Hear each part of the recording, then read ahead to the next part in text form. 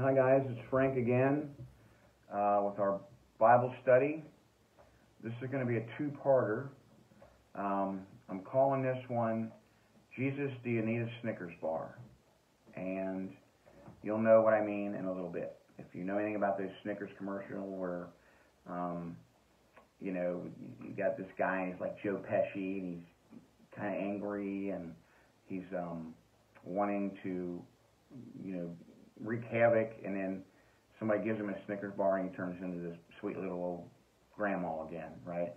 So we're going to be in a few of the Gospels today, because I also want to use this time to kind of refute the old, the Bible contradicts itself, and the Gospels don't agree with each other, and that kind of stuff. And, anybody that'll tell you that the Bible contradicts itself, I don't mean to be mean, but they just don't know the Bible. They've maybe read it, but they haven't studied it, or maybe they've read parts that people have told them contradict each other, and if you read it in that way, then they do. But they're not. The Bible's not contradictory. It's the same all the way through. And I would challenge anybody to show me otherwise. It's kind of like that whole change my mind thing, right? But so for today, the first thing we're going to look at is Jesus cursing a fig tree. He puts a curse on a fig tree, and that seems kind of weird. And when you read the story, it seems even weirder. So let's first turn to Mark chapter 11, and we will go to verse 12. So Mark 11, verse 12. And this is going to be two-parter. We're going to do kind of half of this today and probably half tomorrow, because it would be a pretty long lesson otherwise. Mark chapter 11, verse 12. The next day, as they were leaving Bethany, Jesus was hungry. Seeing in the distance a fig tree in leaf, he went to find out if it had any fruit. When he reached it, he found nothing but leaves, because it was not the season for figs. Then he said to the tree, "May no one ever eat fruit from you again." And his disciples heard him say it. Okay, we'll stop there. Jesus is hungry, thus the need for the Snickers bar I was talking about. By the way, I think this would be a great commercial. But I guess it would seem a little bit sacrilegious, so they'll probably never do it. But anyway, so he's hungry, and it's funny, if we get hungry, we can go through the McDonald's drive-thru or go to a gas station and get some beef jerky or do whatever we want. But back then, it's like if you didn't have some bread or fruit or dried fish or something in your sack, that if you were traveling, you were going to be hungry. That's why there weren't a bunch of fat people. They walked everywhere and burnt the calories that they ate along the way. So here's Jesus. He's hungry. In the distance, he sees this tree. It's a fig tree, and it's got leaves on it. So he goes to see if it's got any fruit. He gets there, and he sees there's no fruit on it, nothing but leaves. So he curses this tree. But in Mark, in verse 13, it says, when he reached it, he found nothing but leaves, because it was not the season for figs. So why would Jesus curse this tree? Is it the tree's fault? It's not the season for figs. You wouldn't go out and look and see if your apple tree had apples on it in April, because it's barely going to have a bud. So it doesn't make sense if you read this at first that Jesus would be angry. First of all, he's hungry. He doesn't see any figs. Now he's angry, so he's hangry. But here's the thing about fig trees, and unless you live in a land that has fig trees, which we don't live in a land that has fig trees, you wouldn't know this. Fig trees get their fruit first. The fruit comes on, the fruit grows, and then the leaves come on. So if you see a fig tree and it's got leaves, that means it should already have fruit. This tree was an exception. It was an imposter, basically. Here's a fig tree. It's got leaves. I should be able to go over and get fruit. Now, I know it's not the season for fruit, but the thing's got leaves on it. So this is really kind of a strange thing. Jesus curses the tree. Now, before I go any further, I want to say that yes, this was a real tree. Yes, this tree had leaves. Yes, this tree didn't have fruit, but there's a whole other thing to this that we'll have to read about in a little bit. The tree is symbolic of the temple in Jerusalem. The temple, from a distance, looks like a place that people could be fed spiritually. It looks like a place that would have spiritual fruit. It's beauty, it's grandeur, it's the temple of God.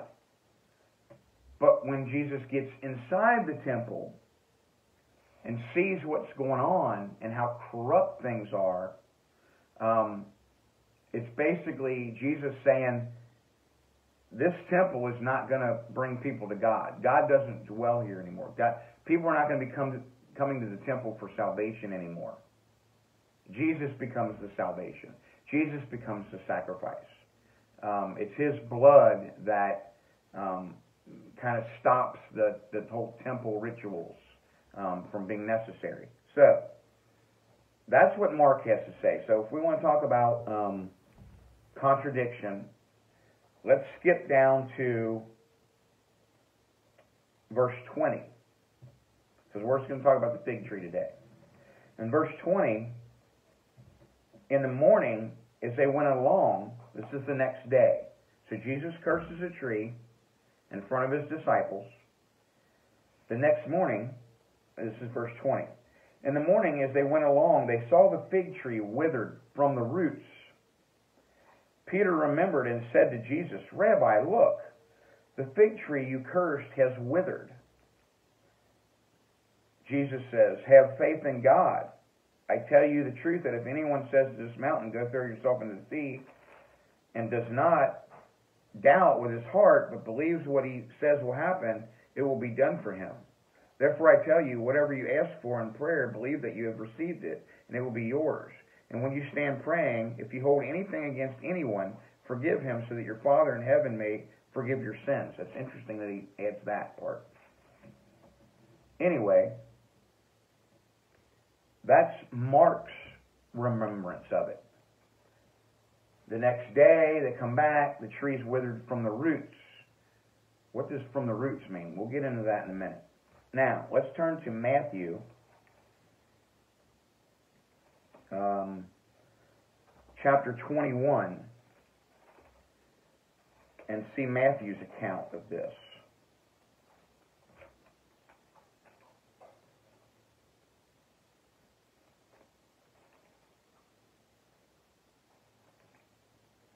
Okay, Matthew chapter 21, verses 18 through 22. Early the next morning, as he was on his way back to the city, he was hungry. Seeing a fig tree by the road, he went up to it, but found nothing on it except leaves. Then he said to it, May you never bear fruit again. Immediately the tree withered. When the disciples saw this, they were amazed. How did the fig tree wither so quickly? They asked. Jesus replied, I tell you the truth, if you have faith and do not doubt, not only can you do what was done to the fig tree, but also you can say to this mountain, go throw yourself into the sea, and it will be done. If you believe, you will ask. If you believe in what you ask for, whatever you ask for in my name in prayer. So, Matthew account, his remembrance of it is, they're all standing there. Jesus, same thing. He goes over to the tree and he sees that there's nothing on it but leaves. So he curses it. Now, Matthew doesn't point out, like Luke does, that, well, it wasn't the season for figs. He just says there was nothing but leaves. Jesus curses it. Then Matthew's going to get into the temple and stuff too. What Jesus finds inside the temple. Here's a couple things. Okay. Are these guys contradicting each other? Matthew says they're all standing there. Jesus curses the tree, and the tree withers right before their eyes. Excuse me.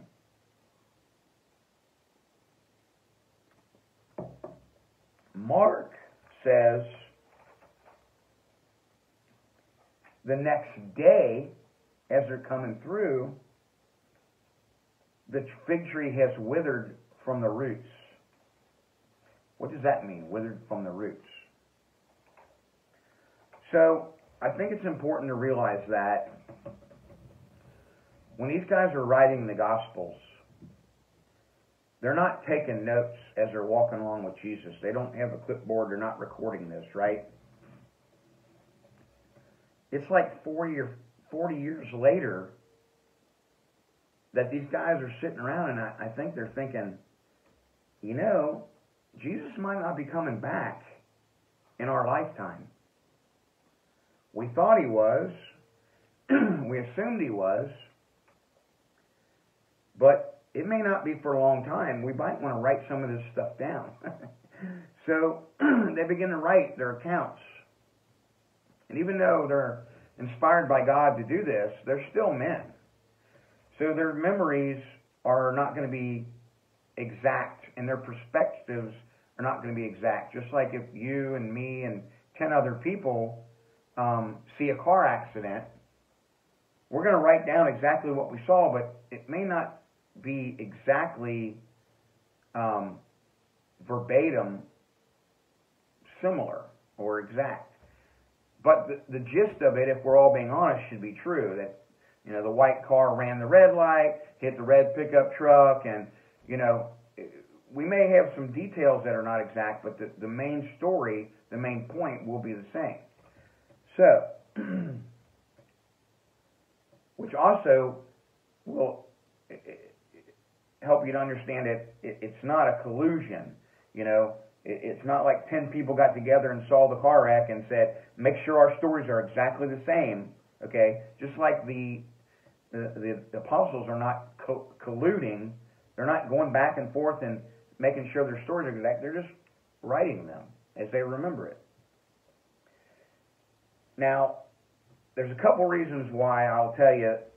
That's one reason that it's not a contradiction. But the other thing is, I was thinking about this last night, and I'm thinking that maybe both happened. And the only reason I say that is because of what Mark adds to the withering. He says they went along and they saw the fig tree had withered from the roots. I don't know. I'm trying to figure out. I googled it. What this? Nobody really explains it. But here's going to be Frank's Frank logic here. I think Matthew writes that they saw the thing wither before their eyes. Mark doesn't say that didn't happen. He just says that as they're coming back, he noticed the thing has withered from the roots. What does that mean? Well, I cut a lot of firewood in the wintertime, and I try to just take the dead trees. And sometimes in the wintertime, there's no leaves on them, and it's hard to tell which trees are dead and which ones aren't dead. But sometimes you can just kind of examine the tree And you might look down at the roots, and it's kind of, the tree is almost shrunk over time. And it's like the roots are a little bit exposed, and the roots that are exposed, you just they look dead. Where another tree by it might look similar, but the roots look more alive. The root system looks more alive. The tree is full. The tree is full in the ground. I don't know how to explain it really. But when something's withered from the root, I mean, it's dead through and through. Most of you have seen a tree topple over in a storm or get blown and break off or blow completely over. And when that tree breaks off, the leaves are still green, sometimes for days. If it fell over and the roots are still connected, it may be weeks before it starts to wilt. If a tree is broken clean off, it could take days before those leaves really wither, okay, and dry.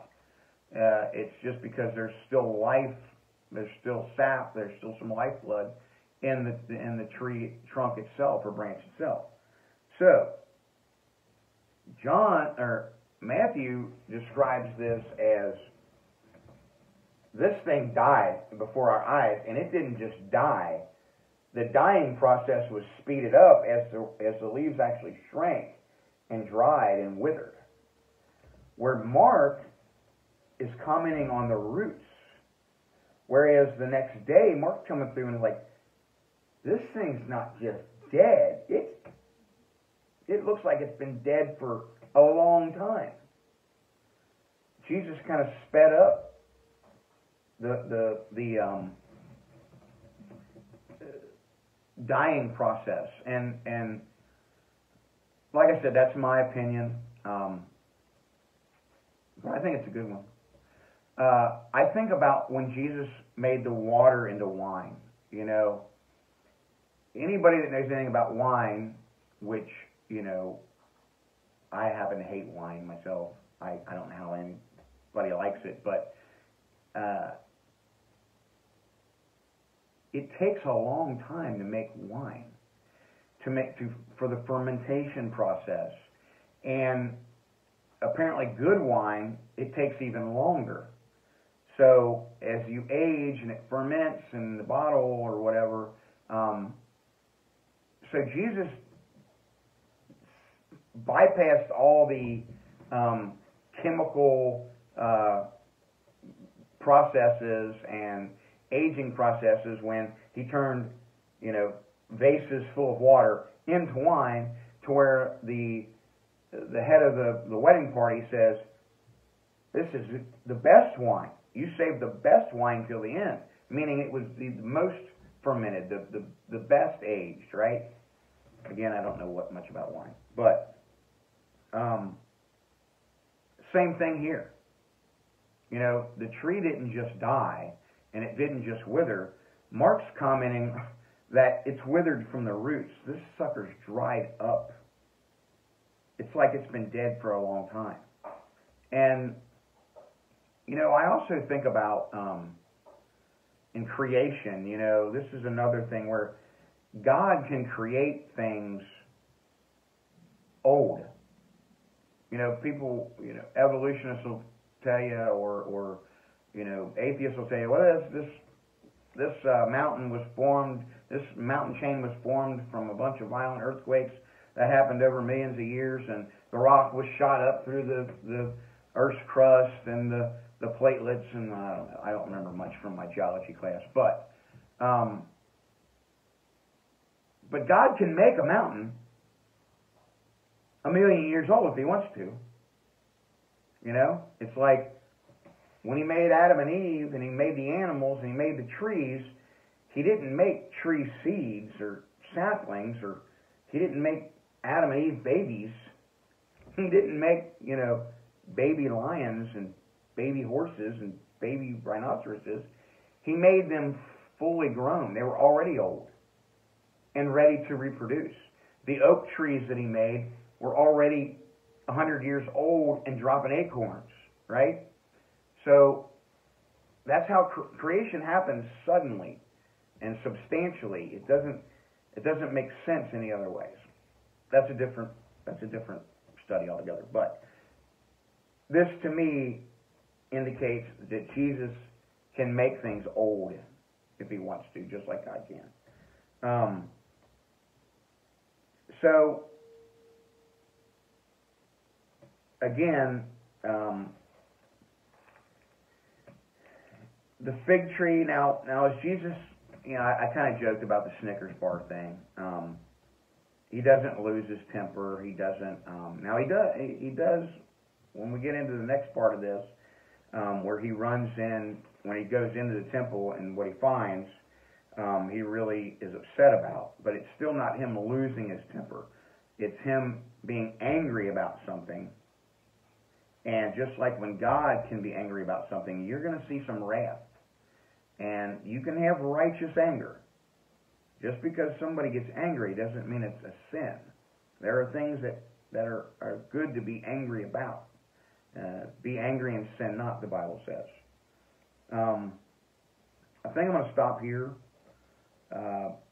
Again, I don't think that this, is a contradiction between Mark and Matthew. I think it's a remembrance, or it's Mark being a little more specific on, the next day how things looked, and the next day how it changed. Anyway, tomorrow I will do the second part of this, and it's going to be when Jesus actually goes into the temple, and he really gets mad at what he finds in there, and I'm not going to say he goes berserk, but he kind of goes berserk a little bit on these guys. So, tune in tomorrow. I'll see you. Bye.